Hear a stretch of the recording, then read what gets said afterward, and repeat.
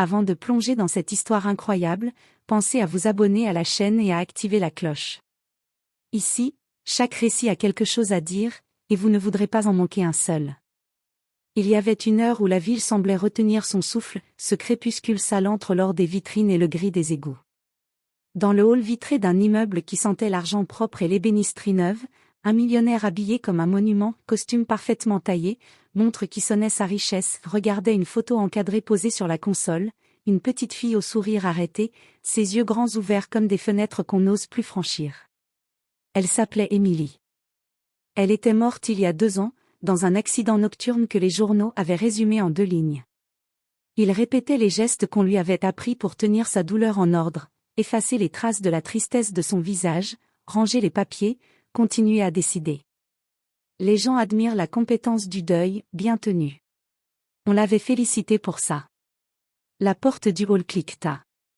Un courant d'air, puis une silhouette qui n'aurait pas dû se trouver là, comme une note discordante dans une symphonie bien rangée, une femme sans abri, cheveux emmêlés, manteau percé, les mains emmêlées autour d'un sac en plastique. Elle entra sans bruit, comme si l'air reconnaissait la nécessité de son pas.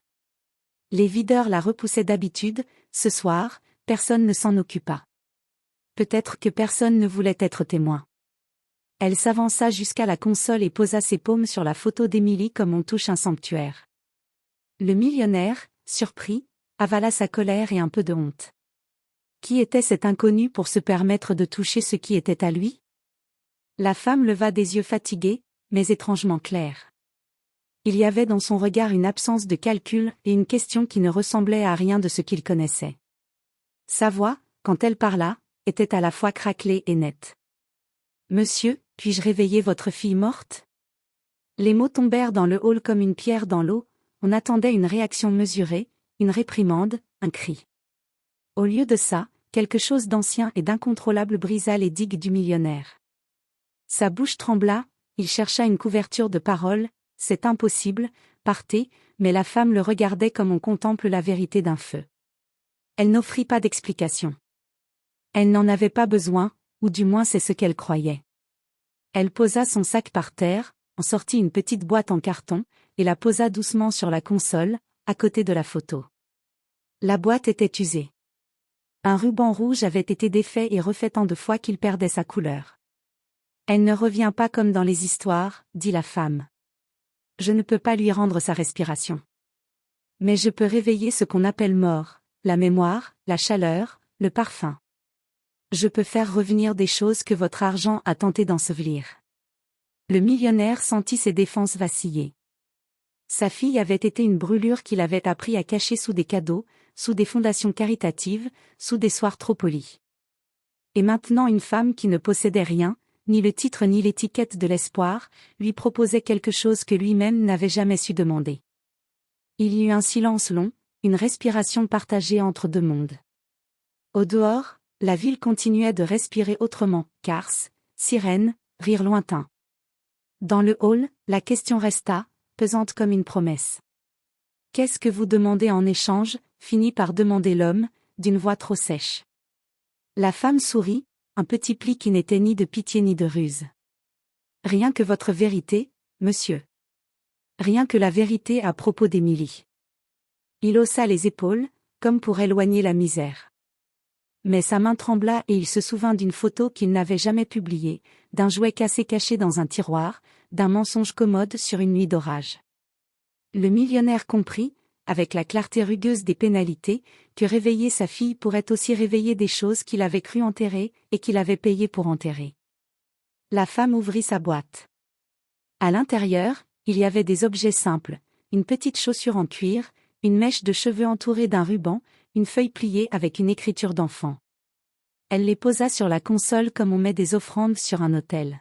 « Vous pouvez partir maintenant », dit-elle doucement.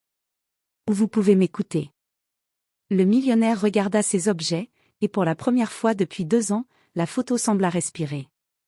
Le soleil était déjà bas derrière les gratte-ciels, étirant les ombres dans les rues pavées de Manhattan. Dans son bureau vitré, Henry Whitmore, le millionnaire, fixait la photo d'Emily. Ses yeux, d'ordinaire calculateurs et froids, brillaient d'une inquiétude qu'il croyait éteinte depuis longtemps. Émilie n'était pas juste sa fille, elle était le souvenir d'une erreur qu'il n'avait jamais confessée. Elle avait 6 ans quand elle était tombée de la terrasse de leur pentouse, un accident qu'on avait résumé dans les journaux comme « tragique malchance ». Mais Henri savait que c'était plus compliqué. Cette nuit-là, il avait quitté la maison pour un dîner d'affaires urgent, laissant la petite seule sous la surveillance d'une nourrice qu'il avait choisie sur recommandation d'un collègue. Émilie, la nourrice, avait été négligente. Trop absorbée par son téléphone et par sa propre vie, elle avait laissé la porte de la terrasse entr'ouverte. La chute fut rapide, silencieuse pour le monde extérieur, mais dans l'esprit d'Henri, le fracas résonnait encore comme un coup de tonnerre. Depuis, Henri avait enterré la culpabilité sous des fondations caritatives, des voyages de luxe et des réunions interminables. Personne ne devait savoir qu'il se sentait responsable. Personne, sauf cet inconnu, la femme sans abri, qui osait maintenant lui parler d'Émilie comme si elle pouvait encore lui redonner vie. Henri repensa à leur rencontre dans le hall. Clara, la femme sans abri, avait quelque chose que personne dans sa vie n'avait jamais possédé, une audace tranquille et une certitude qui défiait les lois du monde matériel. Elle n'avait pas simplement demandé « Puis-je réveiller votre fille morte ?» Elle avait imposé l'idée que cela était possible, que la mémoire, la chaleur et le parfum de sa fille pouvaient revenir à travers des gestes, des objets, et peut-être, une vérité cachée. Henri se leva et s'approcha du bureau, les mains tremblantes. Il prit la petite chaussure en cuir que Clara avait posée sur la console. Elle était minuscule, presque fragile, mais le cuir portait encore l'empreinte d'une vie qu'il avait failli perdre. Il sentit son cœur se serrer. Il se souvenait du rire d'Émilie, de ses petits pas précipités dans le couloir, et du soir où tout avait basculé. Il réalisa qu'il avait toujours évité un détail crucial. Émilie, sa fille, avait écrit un journal secret. Dans ce journal, Émilie avait laissé des mots simples, des pensées d'enfant, mais aussi des indices sur ses émotions profondes et sur les petites douleurs de la vie qu'elle vivait avec un père absent. Henri n'avait jamais ouvert ce journal après sa mort, par peur de ce qu'il pourrait trouver, un mélange de souvenirs doux et de reproches silencieux qu'il ne voulait pas entendre. Pour la première fois depuis des années, Henri comprit que la clé pour réveiller Émilie résidait dans ce journal. Et que Clara savait quelque chose qu'il ignorait encore. Il referma les yeux un instant, et la douleur monta comme une vague qu'il croyait dompter. L'éclat du crépuscule traversait le bureau et projetait sur les murs les reflets dorés de Manhattan. Dans ce silence lourd, Henri sentit que son monde était sur le point de changer. Un murmure échappa de ses lèvres. « Montre-moi ce que je n'ai jamais osé voir. » Et, dans l'ombre de la pièce, Clara sembla sourire, comme si elle savait exactement ce qu'il voulait dire. La pluie avait commencé à tomber sur Manhattan, fine et persistante, frappant les vitres du pentouse avec un rythme obsédant. Henri Whitmore resta debout dans son bureau, le journal d'Émilie serré contre sa poitrine, les doigts tremblants. Clara se tenait près de la fenêtre, immobile, regardant la ville comme si elle pouvait lire son âme dans les reflets des lumières tremblantes. « Il faut que tu lises tout, Henri, » dit-elle d'une voix basse, ferme mais étrangement douce. Tout ce qu'elle a écrit, les peurs, les joies, les secrets. Si tu veux vraiment la réveiller, tu dois d'abord affronter ce qu'elle a vécu. Henri acquiesça, un mélange de peur et de curiosité le traversant. Il ouvrit le journal avec précaution, comme on manipule un objet sacré, et la première page révéla une écriture enfantine, délicate, légèrement tremblante. « Cher papa, je t'ai attendu hier soir, mais tu n'es pas revenu. J'ai pleuré, mais je t'aime quand même.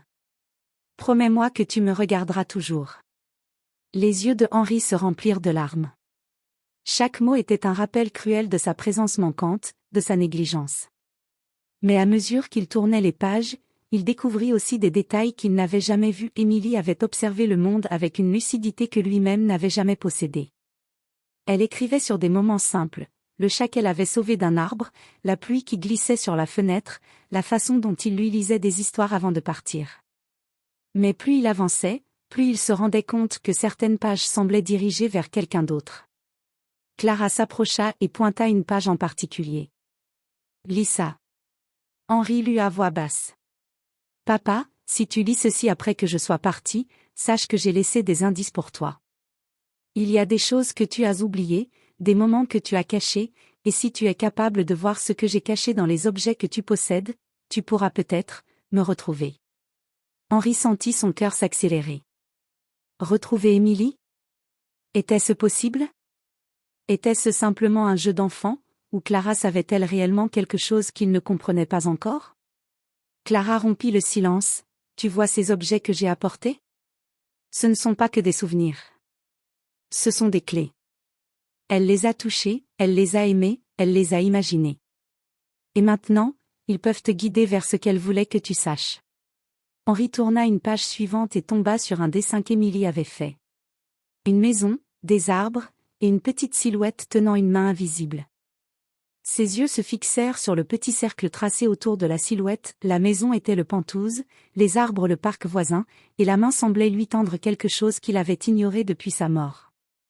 Pour la première fois, Henri comprit que, réveillée, Émilie n'était pas une question de défier la mort, mais de redonner vie à sa mémoire, à ses gestes, et à ses secrets cachés dans le monde réel. Et pour ce faire, il devait accepter toute la vérité qu'il avait essayé d'oublier. Clara le regarda, ses yeux scintillant dans la lumière des lampadaires qui traversaient le verre. « Es-tu prêt à voir ce que tu as toujours refusé ?» Henri inspira profondément.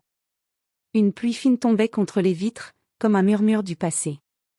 Et pour la première fois depuis 2 ans, il sentit que la mort de sa fille n'était peut-être pas la fin, mais le commencement d'un chemin qu'il n'avait jamais osé emprunter.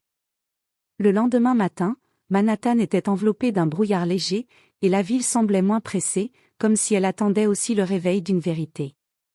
Henry Whitmore, encore secoué par la lecture du journal, tenait dans ses mains la petite boîte que Clara avait apportée.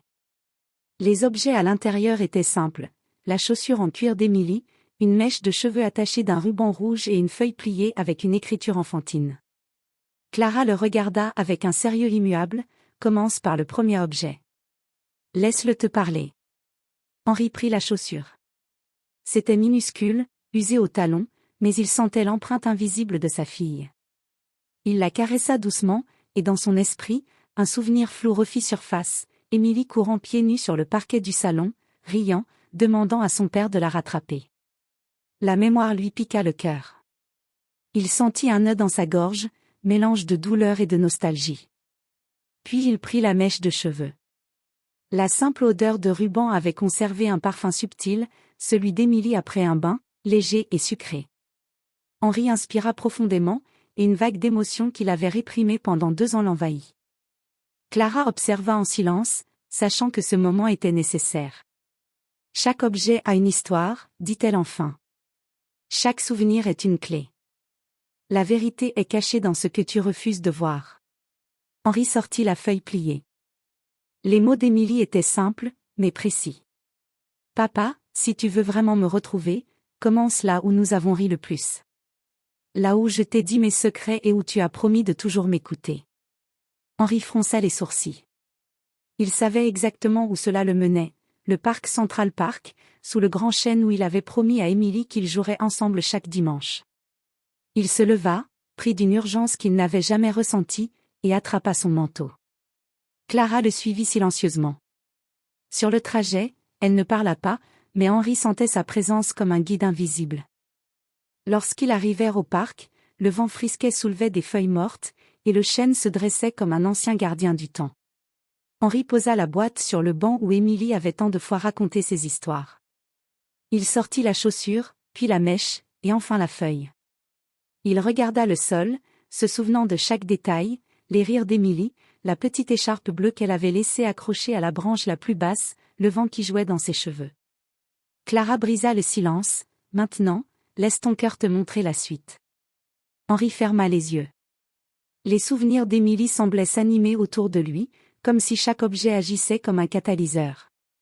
Et au moment précis où il inspira profondément, il entendit un rire léger, presque inaudible, comme porté par le vent.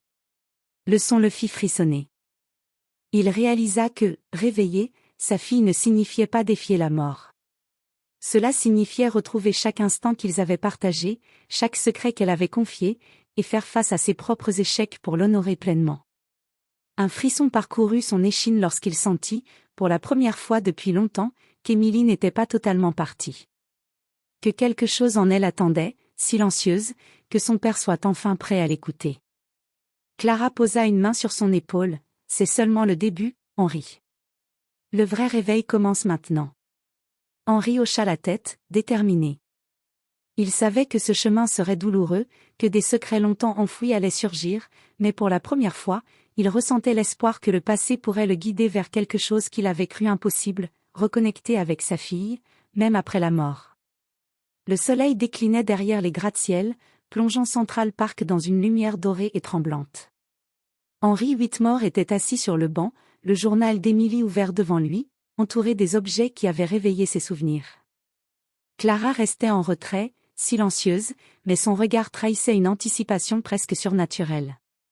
Henry tourna les pages lentement, chaque mot semblant respirer avec lui.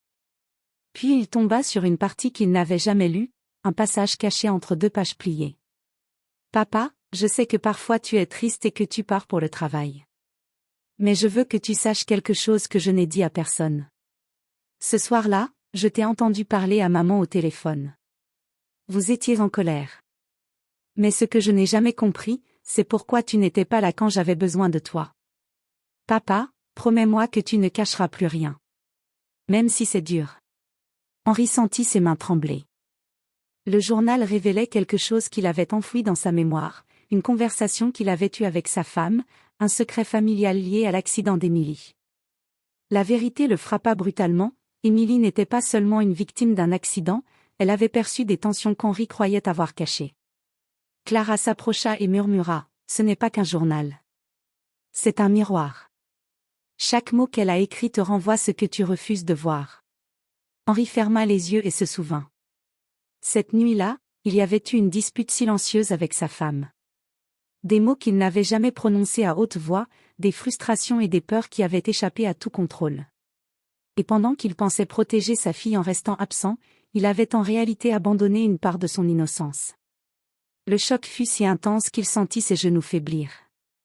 Clara posa doucement sa main sur son épaule, « Le secret que tu découvres maintenant est la clé. Tu dois affronter la vérité pour la réveiller, Henri. Pas seulement ses souvenirs, mais toi-même. » Henri hocha la tête, la gorge nouée. Il réalisa que, réveillée, Emily ne serait pas un simple hommage, c'était une confrontation avec toutes les erreurs qu'il avait commises en tant que père et en tant qu'homme. Il continua de lire le passage suivant, et un frisson parcourut son corps. « Papa, si tu lis ceci, c'est que je suis parti. Mais je t'ai laissé des indices. Cherche-les dans les choses que j'aimais, dans les lieux où je riais, et peut-être pourras-tu comprendre ce que je voulais te dire, même après ma mort. » Henri releva les yeux et croisa le regard de Clara. Il y avait dans ses yeux une promesse silencieuse, elle savait comment transformer ces indices en vérité. « Alors commençons, dit-elle, chaque objet, chaque mot, chaque souvenir, tout te mènera à elle. Mais sache que ce chemin ne sera pas facile. » Henri prit une profonde inspiration. La peur, la culpabilité, la douleur, tout cela était toujours là, tapi au fond de lui. Mais une étincelle d'espoir se levait aussi, pour la première fois, il sentait que le passé pouvait lui montrer comment reconnecter avec Emily. Même après la mort.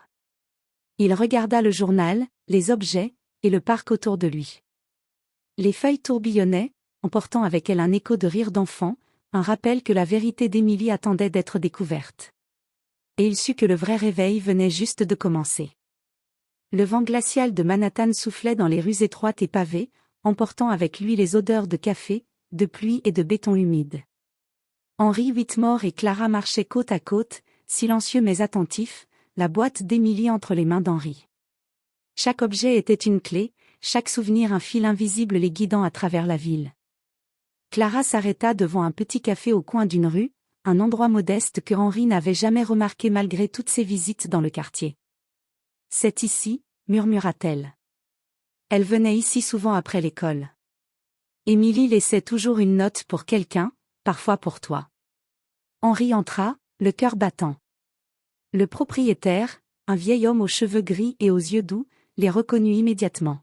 « Vous cherchez la petite Emily ?» demanda-t-il avec un léger sourire triste.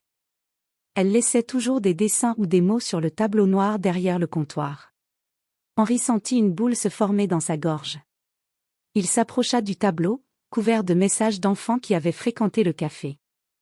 Et là, à moitié effacé par le temps, il reconnut le dessin d'Emily, un arbre, une maison et une silhouette tenant une main invisible exactement comme dans le journal. Clara posa sa main sur l'épaule d'Henri, regarde les détails. Ce qu'elle a laissé ici n'est pas juste un souvenir. C'est un message.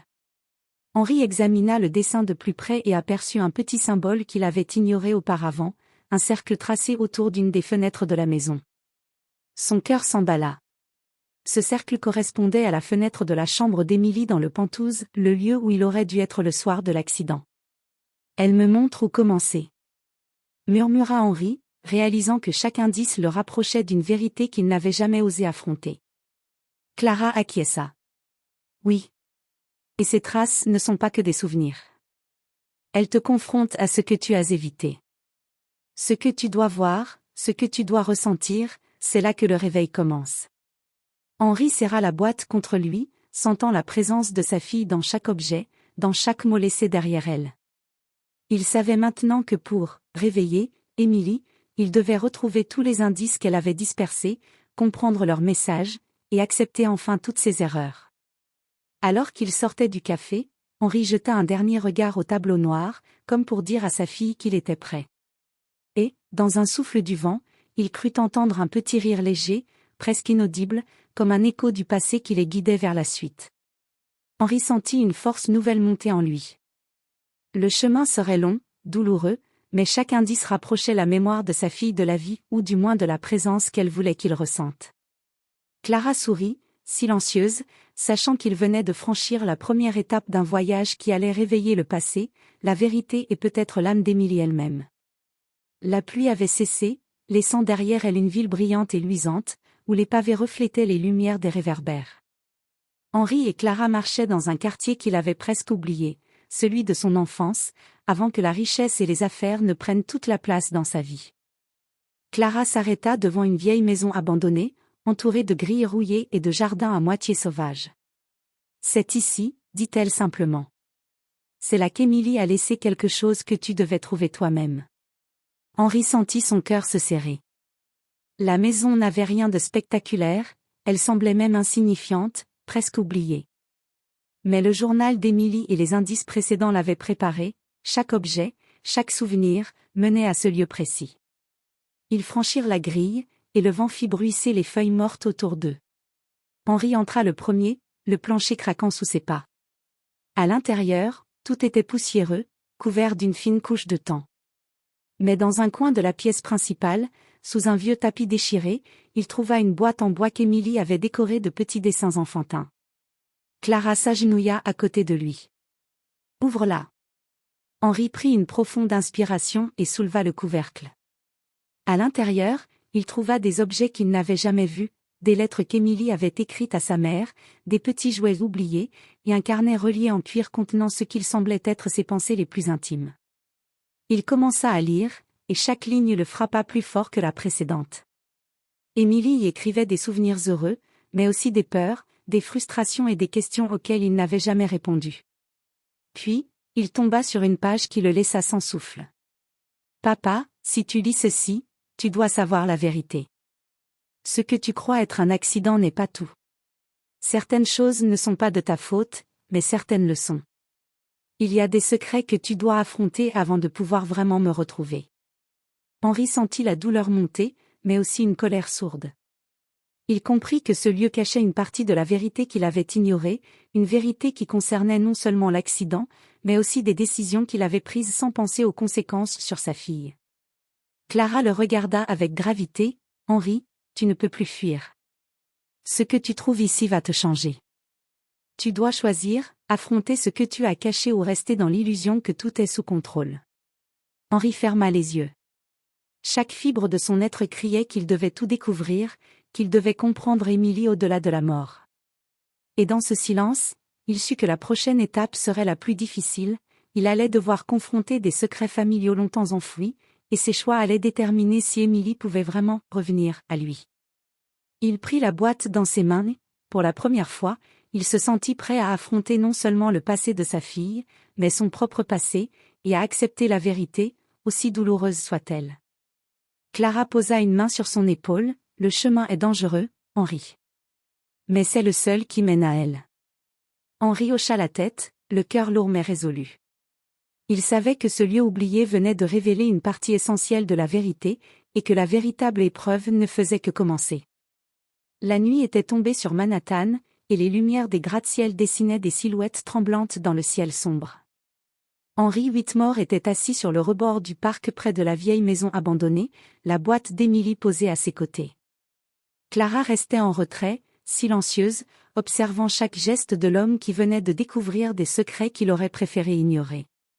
Henry feuilleta encore le carnet relié en cuir. Une page attira particulièrement son attention. « Papa, si tu veux vraiment me retrouver, tu dois comprendre ceci, certaines vérités que tu caches font plus mal à ceux que tu aimes que n'importe quelle perte. Mais si tu refuses de les affronter, tu ne pourras jamais me toucher à nouveau. » Il sentit la gorge se nouer. Ce que le journal révélait n'était pas seulement lié à l'accident, mais à des décisions de sa vie professionnelle et personnelle qui avaient indirectement affecté Emily. Henry savait qu'il avait sacrifié trop de temps avec elle au nom des affaires, laissant le vide s'installer dans sa vie et dans celle de sa fille. Clara brisa le silence. « Tu dois décider, Henry. Tu peux continuer à fuir la vérité ou affronter ce que tu as évité pendant des années. Si tu veux la réveiller, tu dois le faire maintenant. » Henry regarda la boîte et sentit le poids de la responsabilité sur ses épaules. Il comprit que la mémoire d'Emily ne pouvait être réveillée que s'il acceptait de révéler la vérité, non seulement à lui-même, mais aussi à sa famille et à toutes les personnes affectées par ses décisions passées. Cela signifiait risquer son image, sa réputation et ses affaires, mais aussi créer un lien authentique avec la mémoire de sa fille. Son cœur battait à toute vitesse. Chaque fibre de son corps criait de rester dans l'illusion confortable de l'oubli. Mais une petite voix intérieure, la même qui avait ressenti le rire d'Emily dans le vent, lui murmurait « C'est ta chance de réparer ce qui peut l'être, même après la mort. » Henry ferma les yeux, respira profondément et murmura « Très bien, je vais le faire. Je vais tout affronter. » Clara sourit légèrement, un mélange de soulagement et de fierté. « Alors commençons. Le premier pas est de restaurer ce qu'elle aimait, de comprendre ses gestes et de réparer ce que tu peux. » Henry hocha la tête, le cœur à la fois lourd et léger. Il savait que le chemin serait douloureux, que chaque indice d'Emily le confronterait à ses échecs et à ses regrets. Mais pour la première fois depuis sa mort, il sentait que la mémoire d'Emily pouvait revenir à la vie, grâce à son courage et à sa volonté de vérité. Et dans le silence de la nuit, entouré par les ombres de la ville, Henry comprit que le véritable réveil ne serait pas magique, mais profondément humain. Il s'agissait de confrontation, de rédemption et d'amour retrouvé, même après la perte.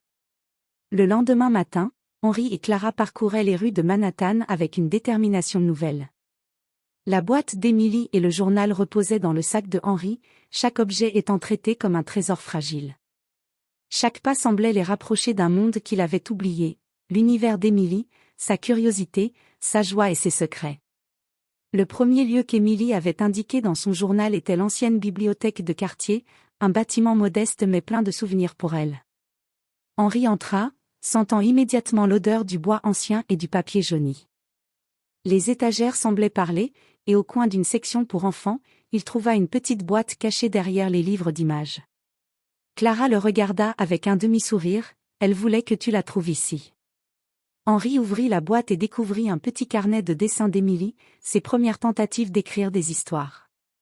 Les illustrations montraient des scènes qu'il avait complètement oubliées, la famille réunie pour un pique-nique, le chien qu'elle avait adopté, et une maison qui ressemblait étrangement à leur pentouse. Chaque image semblait animée, comme si Emily avait voulu que son père revienne à ces instants précis, qu'il se souvienne de la vie qu'ils partageaient avant la tragédie. Henry sentit une boule se former dans sa gorge. Il n'avait jamais imaginé combien chaque détail comptait pour elle, combien elle avait observé et attendu qu'il le voie. Le journal indiquait ensuite un parc plus petit, où Emily jouait avec ses amis après l'école. Là, sous un vieux chêne, Henry trouva une petite boîte enterrée légèrement dans la terre, comme si elle l'avait cachée elle-même. À l'intérieur se trouvaient des lettres jamais envoyées, des mots d'amour pour son père, des excuses pour ses colères d'enfant, et des rêves qu'elle espérait partager un jour. Henry se mit à lire, les mains tremblantes. Chaque mot le rapprochait d'elle, chaque souvenir réveillait une émotion qu'il croyait perdue. Clara posa sa main sur la sienne, « Vois-tu ? Chaque indice, chaque objet, elle te guide vers ce que tu as manqué. Et chaque étape te rapproche de la vérité. Henri leva les yeux, et pour la première fois depuis longtemps, il crut entendre un rire léger, comme un souffle dans le vent. Un rire qui lui disait qu'il était sur le bon chemin. Ils continuèrent à suivre les indices, chaque lieu révélant un fragment de la vie d'Émilie. La maison de ses jeux d'enfants, le café où elle passait des heures à dessiner, la librairie où elle aimait feuilleter des contes. Chaque endroit portait un message caché, un souvenir qu'elle voulait partager, et une leçon sur l'importance de la présence et de l'attention. Henri comprit alors une vérité essentielle: réveiller Émilie ne signifiait pas la ramener physiquement, mais ranimer sa mémoire et sa présence dans chaque geste, chaque lieu et chaque objet qu'elle avait aimé. À mesure qu'il progressait, Henri sentit son cœur s'alléger. La culpabilité, la douleur et la peur commençaient à se transformer en force et en espoir.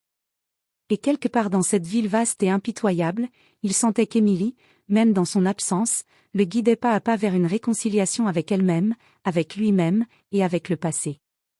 Le crépuscule enveloppait Manhattan d'un voile orangé et violet. Henri et Clara marchaient dans un quartier résidentiel ancien, aux maisons majestueuses mais silencieuses. Selon le journal, le dernier indice se trouvait dans l'ancienne maison de famille de sa femme, un lieu qu'Henri avait évité depuis la tragédie. Ils franchirent le portail, et Henri sentit son cœur se serrer. Chaque pas réveillait des souvenirs douloureux, des disputes étouffées, des rires perdus, et la présence d'Émilie qu'il n'avait jamais su protéger. Clara désigna le vieux grenier, couvert de toiles d'araignée et de poussière. C'est ici. C'est là qu'elle a laissé le dernier message. Henri monta les escaliers, le souffle court. Dans un coin, recouvert d'une couverture, se trouvait un coffre en bois qu'Émilie avait peint de couleurs vives, avec son prénom écrit maladroitement dessus. Il ouvrit le coffre et découvrit des lettres, des objets, et enfin une lettre scellée adressée à lui. Il la prit avec précaution et commença à lire. « Papa, si tu lis ceci, c'est que tu es enfin prêt. Je dois te dire quelque chose que je n'ai jamais dit à personne. Ce n'était pas un accident complet. Cette nuit-là, j'ai voulu te parler d'un secret que j'avais découvert, mais je suis tombée. Tu dois savoir que certains choix de maman et les miens ont conduit à cette chute. Mais je ne t'en veux pas. Je veux seulement que tu comprennes et que tu n'oublies jamais, l'amour ne se mesure pas à ce que nous faisons parfaitement, mais à ce que nous essayons de réparer. » Henri sentit ses mains trembler et la lettre glissa presque de ses doigts. La vérité était plus complexe que ce qu'il avait imaginé. La mort d'Émilie n'était pas entièrement due à sa négligence, mais à une chaîne de choix et de secrets familiaux qu'il devait maintenant affronter. Clara posa sa main sur son épaule. « Tu vois, Henri, chaque indice t'a préparé pour ce moment. Tu sais maintenant que réveiller Émilie signifie accepter la vérité entière, même celle qui fait mal. » Henri ferma les yeux. La culpabilité qu'il portait depuis 2 ans se mêlait à la compréhension, à l'amour et à une étrange paix. Il comprit enfin que la réconciliation avec sa fille ne viendrait pas d'un miracle, mais de sa capacité à accepter, réparer et honorer ses souvenirs. Un souffle chaud traversa la pièce, comme une brise légère et invisible. Et dans ce souffle, Henri crut entendre, pour la première fois, la voix douce d'Émilie, lui murmurant « Papa, merci d'être venu. » Le cœur lourd mais apaisé, Henri sut qu'il avait atteint le point culminant de son voyage. Le dernier indice avait révélé non seulement la vérité sur sa fille, mais aussi sur lui-même. Et pour la première fois depuis la tragédie, il sentait la présence d'Émilie vivante dans ses souvenirs et dans son cœur. Le matin se levait sur Manhattan, clair et lumineux, lavant la ville de la pluie de la veille. Henri Whitmore se tenait sur le balcon du Penthouse, tenant le journal et les objets d'Émilie dans ses mains. Chaque souvenir, chaque indice, chaque mot lu les jours précédents l'avait conduit ici, un mélange de douleur, de culpabilité et de réconciliation. Clara se tenait à ses côtés, silencieuse mais présente, comme une ombre bienveillante qui avait guidé Henri dans ce voyage émotionnel. Henri inspira profondément. Il savait que le vrai réveil n'était pas magique, mais humain. Il ne pouvait ramener Émilie physiquement, mais il pouvait faire revivre sa présence à travers ses souvenirs, ses objets, et les gestes qu'il allait accomplir pour honorer sa mémoire. Il posa chaque objet sur la table du salon, la chaussure, la mèche de cheveux, les dessins et lettres, chacun devenant un sanctuaire de mémoire. Il relut à haute voix le dernier message d'Émilie, ressentant chaque émotion, chaque souffle de sa voix à travers les mots qu'elle avait laissés. Puis il prit une décision. Il allait ouvrir sa vie aux autres, partager la vérité sur ses erreurs et sa fille, et transformer son chagrin en actions concrètes, des dons à des causes pour enfants, des programmes de mentorat, et un engagement sincère à être présent pour ceux qui en avaient besoin. Clara sourit doucement. Tu vois, Henri, elle n'a jamais vraiment quitté ce monde.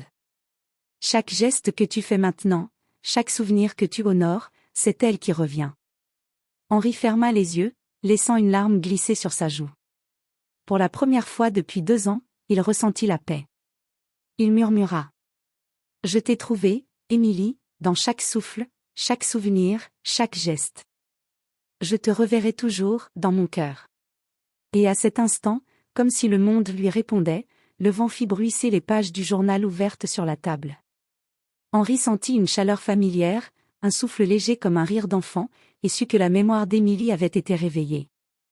Le chemin avait été douloureux, plein de secrets et de regrets, mais il avait abouti à une vérité profonde, l'amour ne meurt jamais, et la mémoire des êtres chers peut vivre à travers les actions et le cœur de ceux qui restent. Henri se tourna vers Clara, le cœur apaisé. Merci. Sans toi, je n'aurais jamais osé affronter la vérité. Clara lui sourit, mystérieuse et douce, ce n'est pas moi qui l'ai réveillée, Henri, c'est toi.